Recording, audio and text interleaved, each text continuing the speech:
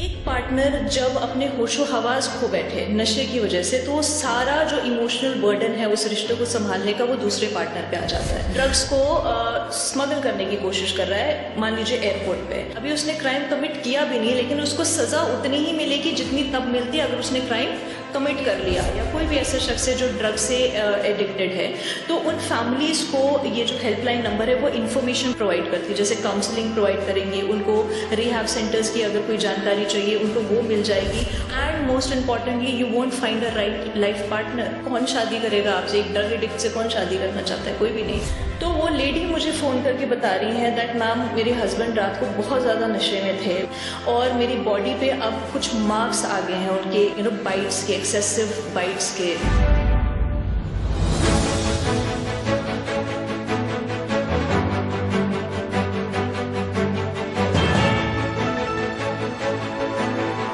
जिंदगी में क्या करना है से ज्यादा अगर ये समझ आ जाए कि क्या नहीं करना, आई थिंक लाइफ क्लैरिटी के साथ हम बहुत अच्छी जी सकते हैं, है ना। हाय, नमस्कार, मेरा नाम है श्वेतमा और आज directorate of information and public relations का ये जो बहुत ही खूबसूरत सा इनिशिएटिव है इंस्पायर, और आज मेरे साथ एक बहुत ही बेहतरीन सी हस्ती है, एडवोकेट किरण ठाकुर, जो कि legal consultant and legal counsellor है। Welcome to the show ma'am. Thank you so much. सबसे पहले तो I really want people to know, ये legal consultant and legal counsellor होते कौन है? देखिए, लीगल कंसल्टेंट वो है जो आपको लीगल जानकारी प्रोवाइड करते हैं। मान लीजिए आपका कोई केस है या आप किसी लीगल डिस्प्यूट में पड़ गए हैं, तो आप उनके पास जाकर लीगल जानकारी प्राप्त कर सकते हैं। Legal counsellor is something new. Legal counselling में अगर आपको समझ नहीं आ रहा है कि अगर आप किसी लीगल डिस्प्यूट की तरफ जा रहे हैं, ये देखिए, एक होता है प्रॉब्लम। वो प्रॉब्लम डिस्प्यूट तब तक नहीं बनती जब तक कि वो कोर्ट में नहीं पहुंचेगी। Right, exactly. तो उस प्रॉब्लम और डिस्प्यूट के बीच का जो रास्ता है ना, उसमें करना क्या है, वो जो जानकारी प्राप्त करने के लिए आप लीगल काउंसलर के पास जा सकते हैं। तो लीगल काउंसलर बेसिकली आपकी काउंसलिंग करेगा with respect to that law. जैसे काउंसलिंग फील्ड जो है वो बेसिकली साइकोलॉजी बैकग्राउंड से ज्यादा रिलेट करती है, तो उससे legal counsellor, like I am a legal counsellor because मैंने लॉ की पढ़ाई भी की है और काउंसलिंग की भी। So that combination makes it easier for people कि अगर उनको कोई प्रॉब्लम है, कोई लीगल प्रॉब्लम है, तो वो डायरेक्टली कोर्ट जाने से पहले एक लीगल काउंसलर को कंसल्ट कर सकते हैं और उनसे सजेशंस ले सकते हैं कि उनको ये केस करना चाहिए या नहीं करना चाहिए, फॉर बेटर क्लैरिटी। आज मेजरली मैम हम बात करने वाले हैं ड्रग अब्यूज और उसकी जो मेनेस है उनसे रिलेटेड।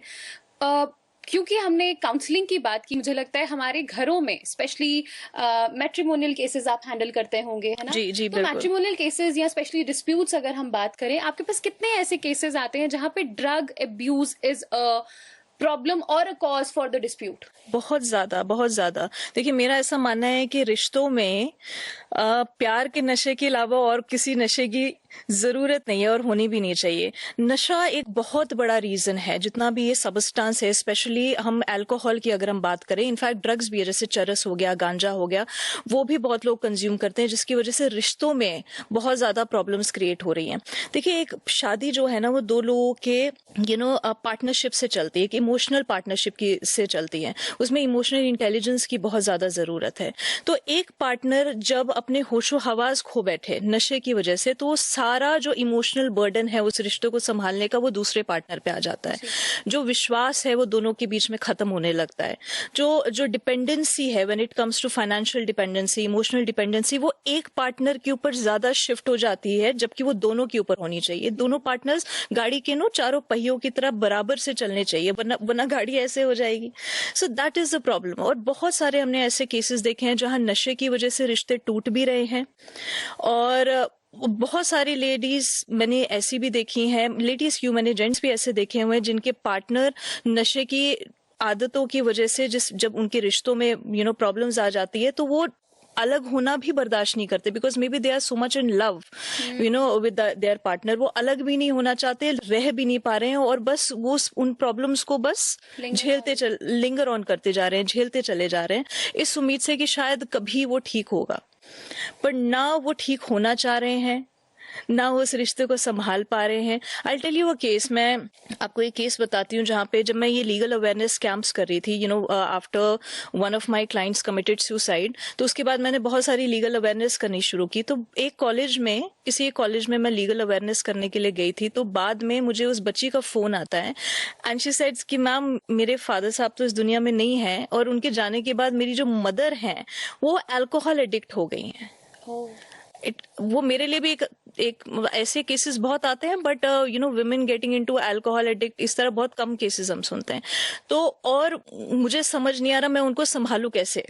घर के काम नहीं हो रहे हैं, मैं घर के काम भी मैनेज कर रही हूँ। जो मेरी ताई जी हैं, मतलब कहीं ना कहीं मुझे रिस्पॉन्सिबल समझती है कि शायद तुम संभाल नहीं पा रही अपनी मदर को, जबकि वो उनके फादर की डेथ के बाद वो इमोशनली इतनी ज्यादा ओवरवेल्म हो गई थी दैट वो इंटॉक्सिकेशन की तरफ ज्यादा पड़ गई। अब ये जब हम कई केसेस देते हैं, I tell you a case where female का, जब हम गांव जाकर जब हम लीगल अवेयरनेस कैंप्स लगाते हैं तो हम उनको अक्सर बता देते हैं, कुछ हेल्पलाइन नंबर्स दे देते हैं, जैसे 181 is one of the helpline numbers, कि अगर आप कोई वुमेन इन डिस्ट्रेस, तो उनके लिए ये हेल्पलाइन नंबर्स, अगर आप डोमेस्टिक वायलेंस से डील कर रही हैं या किसी भी तरीके से आप किसी प्रॉब्लम में, आप सड़क पे भी चल रही हैं, अगर आपको लगता है आपको जान को कोई खतरा है, तो आप 181 डायल कर सकती हैं। तो ये वन स्टॉप सेंटर से कनेक्ट करता है, it's basically a women helpline.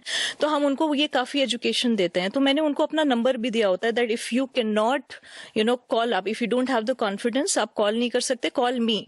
तो वो लेडी मुझे फोन करके बता रही हैं दैट मैम मेरे हस्बैंड रात को बहुत ज्यादा नशे में थे और मेरी बॉडी पे अब कुछ मार्क्स आ गए हैं उनके बाइट्स के, एक्सेसिव बाइट्स के, तो वो मार्क्स आ गए हैं and I am bleeding a lot. और वो 3 महीने की ब्रेस्ट फीडिंग लेडी थी, उनकी 3 महीने की बच्ची थी, and I don't know what to do, because अब मैं किसी को समझा नहीं पाऊंगी। मैं मदर इन लॉ को, फादर इन लॉ को नहीं समझा सकती, मैं जेठानी जी को नहीं समझा सकती कि मेरे साथ हुआ क्या है, बिकॉज उसमें हस्बैंड ही इन्वॉल्व है ना। मैं घर में पुलिस बुला सकती हूँ, 181 डायल करना तो बहुत दूर की बात है, क्योंकि कभी कभार वो रेस्क्यू वैन्स भी भेजते हैं। तो she didn't want to involve any police in it.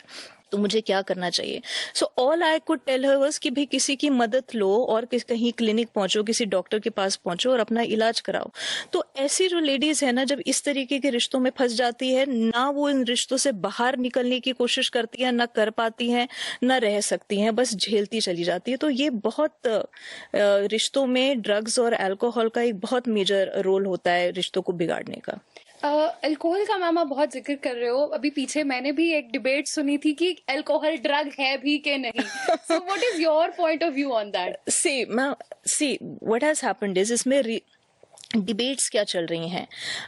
Alcohol को बहुत रिसर्च पेपर्स, जो मैंने रिसर्च पेपर्स पढ़े हैं, जितनी मैंने स्टडी की है, तो अल्कोहल को कुछ लोग ड्रग की कैटेगरी में डाल रहे हैं, but that is not a drug. क्योंकि ड्रग्स बेसिकली क्या है? ड्रग्स वो कुछ ऐसे केमिकल्स और कंपाउंड्स होते हैं जो हमारी बॉडी को डायरेक्टली इफेक्ट करते हैं, राइट? वो बहुत हेविली इम्पैक्ट करते हैं। That is the reason why some of the research papers, जितने रिसर्चर्स हैं, वो बेसिकली उनको ड्रग्स की कैटेगरी में डाल रहे हैं।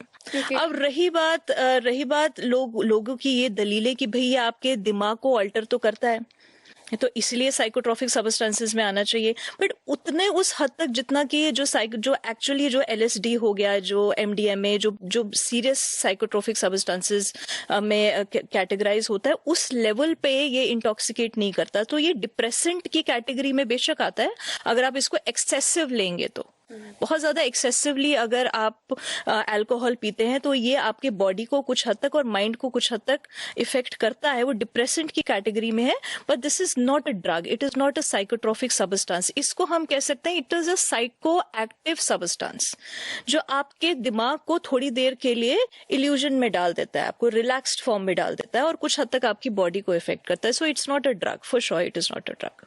ओके, सो ये तो मुझे लगता है बहुत इंटरेस्टिंग कन्वर्सेशन होने वाली है बहुत सारे लोगों के लिए, but surely it is something not to be consumed. Exactly. Okay, coming on to my next question, drug abuse और ट्रैफिकिंग आजकल है ना बहुत ज्यादा बढ़ती चली जा रही है, और जहां तक मैंने सुना है अगर आप डायरेक्टली नहीं इनडायरेक्टली भी ड्रग ट्रैफिकिंग में या ड्रग एक्सचेंज या सप्लाई कहीं पे भी इनडायरेक्टली भी इन्वॉल्व है, तो there are very strict laws against.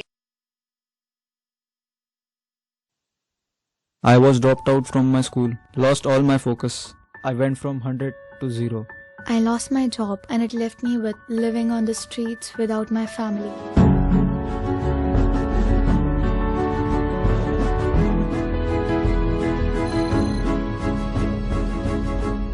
आपने कभी ये सोचा है कि ड्रग्स का सेवन आपको कहाँ ले जा सकता है?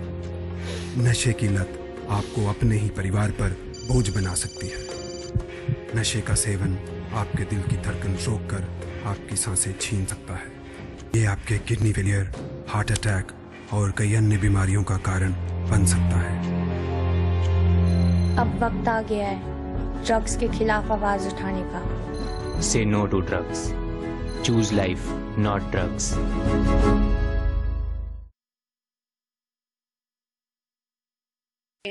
एग्जैक्टली कानून हमारा एनडीपीएस का ये कहता है कि अगर आप क्राइम कमिट करने की कोई भी ऑफेंस जो ड्रग्स से रिलेटेड है, जैसे ट्रैफिकिंग होगी, मैन्युफैक्चरिंग होगी, प्रोसेसिंग होगी, इनफैक्ट स्टोरिंग होगी, स्टोरेज की भी इसमें बात आती है। आप इनमें से किसी भी एक्टिविटी में अगर इन्वॉल्व हैं लेकिन आप एक्चुअली में वो क्राइम कमिट भी नहीं कर रहे हैं, अगर आप सिर्फ इन्वॉल्व है, मान लीजिए आप प्रिपरेशन में इन्वॉल्व है, आप कोई एक ऐसा केमिकल या रॉ मटेरियल प्रिपेयर करने की स्टेज पे है जिससे वो फाइनली वो प्रोडक्ट बनेगा, वो ड्रग बनेगा, तो भी आपको लगभग उतनी ही पनिशमेंट होगी जितनी तब होती अगर आपने वो क्राइम प्रॉपरली कमिट कर लिया होता। प्रेपरेशन के केस में हमें जो कानून कहता है वो ये है कि जो पर्टिकुलर क्राइम आप कमिट करने जा रहे हैं उसकी आधी पनिशमेंट आपको मिलेगी। राइट अगर आप क्राइम कमिट करने की कोशिश करें, फॉर एग्जाम्पल अगर हम इसमें एक एग्जाम्पल लें, मान लीजिए कोई एक आदमी है जो ड्रग्स को स्मगल करने की कोशिश कर रहा है, मान लीजिए एयरपोर्ट पे, और उसको सिक्योरिटी ने पकड़ लिया, तो अभी उसको सिक्योरिटी ने पकड़ लिया, अभी उसने क्राइम कमिट किया भी नहीं, लेकिन उसको सजा उतनी ही मिलेगी जितनी तब मिलती अगर उसने क्राइम कमिट कर लिया होता।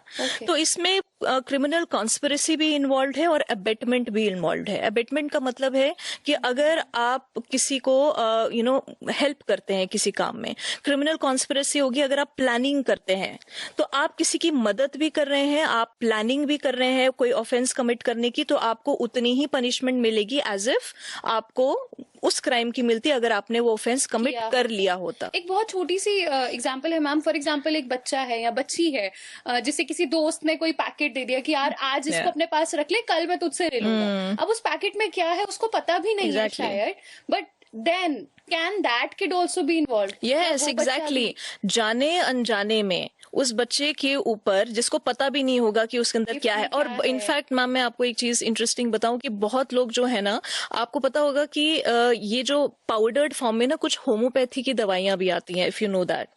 या देयर आर सम होम्योपैथी की टैबलेट्स आती हैं और कुछ होम्योपैथी के पाउडर्स भी आते हैं। तो बहुत लोग ना होम्योपैथी की मेडिसिन वो पाउडर के नाम पर उसको अपने पास स्टोर करते हैं, और वो बहुत I have seen that happening, that लोग ऐसे बच्चे ऐसे दलीलें देते हैं जो कहते हैं कि मैम मुझे तो लगा ये होम्योपैथी की दवाई है। तो अगर वो बच्ची या कोई बच्चा अगर अपने पास वो पैकेट रखता है, मान लीजिए किसी और बच्चे ने वो लाई है, वो जो सब्सटेंस है वो किसी और ने लाया है, लेकिन वो किसी और को रखने के लिए दिया, उसके फ्रेंड को उसको